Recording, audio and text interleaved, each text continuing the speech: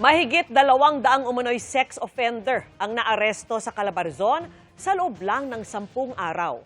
Ikinaalarma yan ng kanilang regional police. At nakatutok si John Consulta, exclusive.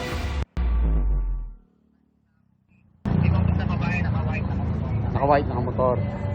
Positive na pare, andun na? Okay. Tara na. Sige, go. Kumilos agad ang mga tauhan ng PNP Regional Intelligence Division 4A nang maispatan ng kanilang subject. Nang ma-corner sa Santa Rosa, Laguna, ikaw ay may karapatang manahimik.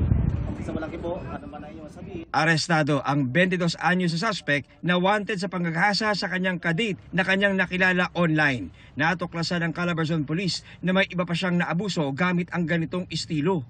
The made use of the social media, use the messenger para to entice target victim nila, and pag sumagot na, invites them for a personal meeting, and in that scenario they will execute their carnal desire. Sa Northern Samar naman, nahuli ang lalaking wanted dahil sa 13 counts ng statutory rape sa Antipolo Rizal noong 2024. Nagtago siya nang malamang kinasuhan siya ng biktimang minor de edad. Walang kawala sa Hala-Hala Rizal nang arestuhin di lang dahil sa kanyang pang-aabuso sa kanyang minor de edad na biktima. The perpetration of their sexual assault, they filmed it, and after filming it, they showed it to the friends of the victim, so added injury. Wala pang pahayag ang mga inaresto sa mga operasyong ginawa mula May 21 hanggang 31. Ang mga pag-aresto isinagawa sa ilalim ng Opland Bantay Dangal ng Calabarzon Police para masawata ang tumataas na bilang ng pang-aabuso sa rehiyon.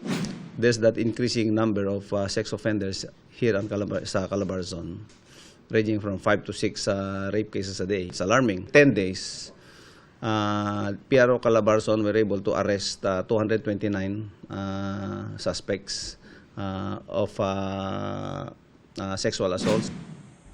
John Consulta, nakatutok 24 oras.